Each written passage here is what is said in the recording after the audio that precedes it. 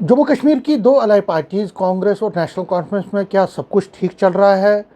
और अगर हम कहें तो क्या ये रिश्ता आखिर कहलाता क्या है? क्योंकि अगर हम देखें तो कई महीनों से लगातार कांग्रेस और नेशनल कॉन्फ्रेंस के बीच सब कुछ ठीक नहीं है, और अब तो खुलेआम भी कांग्रेस के जो बड़े नेता हैं वो अब मीडिया के सामने और बिल्कुल साफ पब्लिकली कह रहे हैं कि नेशनल कॉन्फ्रेंस के जो नेता हैं वो उनकी तरफ ध्यान नहीं देते, उनके मिनिस्टर्स उनकी तरफ ध्यान नहीं देते हैं, और जो कांग्रेस को एक तरह से आइसोलेट करके रख दिया गया है, जो कि कांग्रेस की राजनीति के लिए बहुत अच्छा नहीं है। इसलिए एक डिमांड बनी है कि नेशनल कॉन्फ्रेंस के साथ जो रिश्ता है उसको ख़त्म किया जाए, जो आउटसाइड सपोर्ट है उसको विड्रॉ किया जाए, और कांग्रेस अपनी तरफ से कोशिश करे अलग तरीके से अपने आप को मजबूत करने के लिए जम्मू कश्मीर की राजनीति में। मेरे साथ इस पर बात करने के लिए हैं नीरज कुंदन। ये जम्मू कश्मीर प्रदेश के लीडर हैं, सीनियर लीडर हैं, और रूरल डिस्ट्रिक्ट के प्रेसिडेंट भी हैं ये जम्मू रूरल के।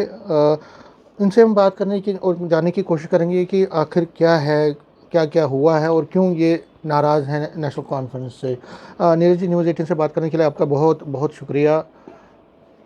ये जो नाराज़गी है, मोटे मोटे तौर पर अगर हम आप समझाना चाहेंगे कि ये जो नाराज़गी है, हम देख रहे हैं कि पहले दिन से ही जब आप मंत्रिमंडल में शामिल नहीं हुए, दो की डिमांड थी, वो उन्होंने एक की ऑफ़र की थी, वो उसके बाद क्या क्या ऐसा हुआ कि अब आप पब्लिकली आप डिमांड कर रहे हैं कि इसको विड्रॉ किया जाए?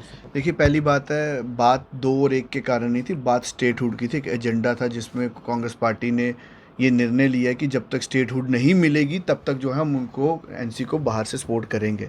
रही आपकी दूसरे प्रश्न की बात, बिल्कुल जायज़ सी बात है कि एक एक कांग्रेस का कार्यकर्ता जो है वो आज निराश है। इसमें कोई दो राय नहीं है कि अलायंस जब होता है तो वो दो पार्टियों के बीच में होता है।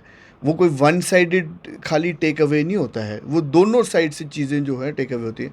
आप बताइए मुझे, आज तक कभी आपने एनसी के किसी मंत्री को किसी कॉन्स्टिट्यूंसी में जब टूर लगाते देखा? तो क्या कभी वहाँ पे कांग्रेस का भी तो कोई कंटेस्टेड कैंडिडेट होगा? कभी देखा उनके साथ? आप जब वहाँ पे जाते हैं तो एनसी का कंटेस्टेड कैंडिडेट तो ज़रूर होगा, पर कांग्रेस का कभी आज तक कंटेस्टेड कैंडिडेट नहीं होगा। सरकार कभी भी नीतियाँ बनाती है, हम तो चलो आज चुने हुए विधायक नहीं है, जाके आप हमारे विधायकों से पूछो, जब सरकार ने कोई निर्णय लेना होता है तो क्या कभी हमारे पीसीसी प्रेसिडेंट या हमारे सीएलपी कभी उनसे सलाह मशवरा किया कि भाई गवर्नमेंट ये डिसीजन लेने जा रही है? जब भी कभी गवर्नमेंट चलती है तो उनका पहला धर्म ये होता है कि अलायंस पार्टनर से डिसीजन मेकिंग में जो है ओपिनियन लिया जाए।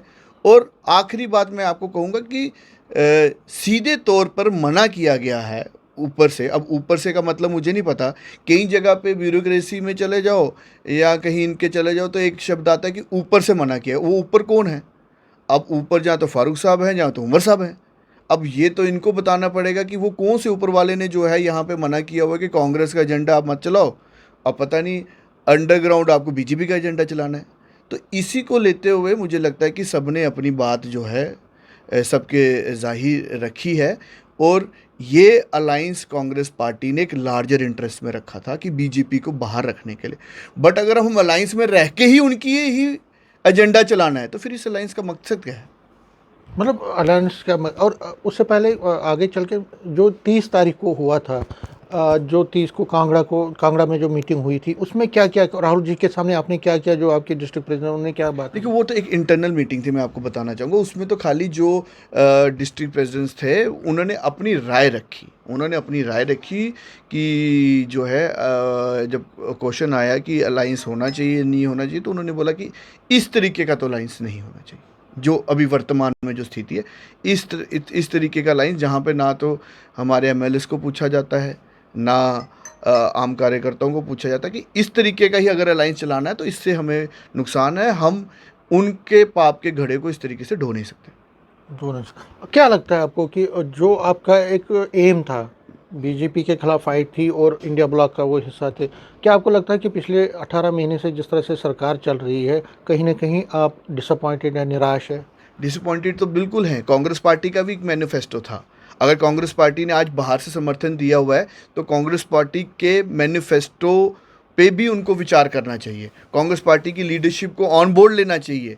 जब आप कभी कैबिनेट में जाते हैं तो उससे पहले कोई कोऑर्डिनेशन कमेटी होनी चाहिए, जो कोऑर्डिनेशन कमेटी ये डिसाइड करे कि आने वाले समय में जो सरकार जो है क्या करना जा रही है। तो मुझे लगता है उस पर कोई चर्चा होनी चाहिए, परंतु आज मुझे लगता है कि सरकार को 1.5 साल से ज़्यादा भी हो, कोई कोऑर्डिनेशन कमेटी भी नहीं बनाएगी।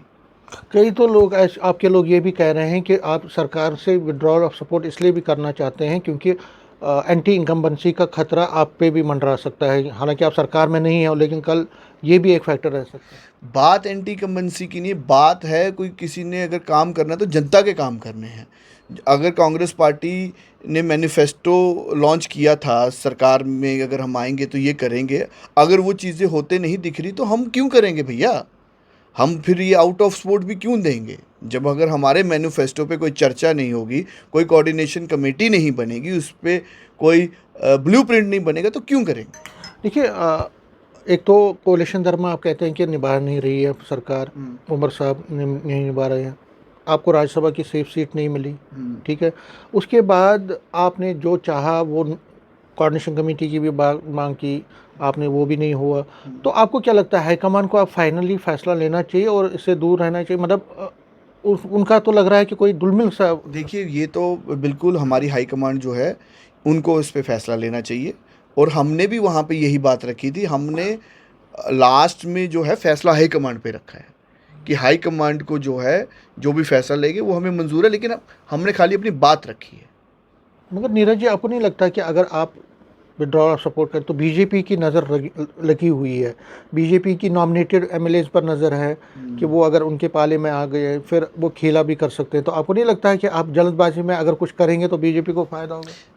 हमारा बाहर से आउट ऑफ स्पोर्ट देने का मकसद ही ये था, परंतु अगर वो हमारे स्पोर्ट से इंटरनल बीजेपी का एजेंडा चलाने की कोशिश करेंगे तो फिर हम उसे भी तो नहीं चलने देंगे ना। आपको क्यों लग रहा है कि वो बीजेपी का एजेंडा चला? भाई, जब वो कांग्रेस को स्पेस नहीं देंगे तो कांग्रेस का ऑल्टरनेटिव तो बीजेपी ही है ना। तो इनडायरेक्ट वे से किसका एजेंडा हुआ?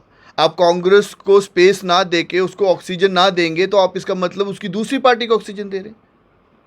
तो ये सिंपल सी बात। आप इससे भी तो हर्ट नहीं है कि लगातार उन्होंने प्रेज़ किया, पीएम साहब को, यूनियन होम मिनिस्टर को मिलते भी हैं, पब्लिकली प्रेज़ भी करते हैं, उससे भी नाराज़? देखिए, मिलेंगे तो मुख्यमंत्री तो मेरे ख्याल से मिलेंगे, प्रधानमंत्री से भी मिलेंगे, एचएम से भी मिलेंगे, लेकिन हाँ, इसमें कोई दो राय नहीं है कि जो है जिस तरीके से उनकी पहली जब मेडन स्पीच थी उसमें जिस तरीके से उन्होंने मनमोहन सिंह जी को नज़रअंदाज करके सारा का सारा क्रेडिट जो है उनको दिया, पर आज तक उनको प्रेज़ करने का भी मुझे लगता है कि अभी तक कुछ दिल्ली से मिला नहीं है।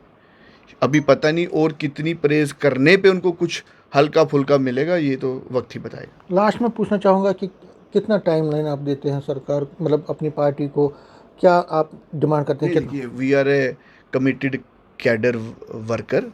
ये हमारी वक्त जो डेडलाइन शब्द है ये हमारी डिक्शनरी में नहीं मतलब है। आपको लगता है कि हाँ, हमने अपनी बात रखी है। हम अगर संगठन के आदमी हैं तो ये शब्द का मैं उपयोग नहीं कर सकता। मतलब आपको लगता है राइट टाइम है? राइट टाइम वो पार्टी डिसाइड करेगी, वो मतलब हमसे बेहतर समझते हैं, वो खुद ही इस पर निर्णय लेंगे। न्यूज़ 18 से बात करने के लिए शुक्रिया। कैमरामैन चांद के साथ में समीर भट्ट, न्यूज़ 18 जम्मू।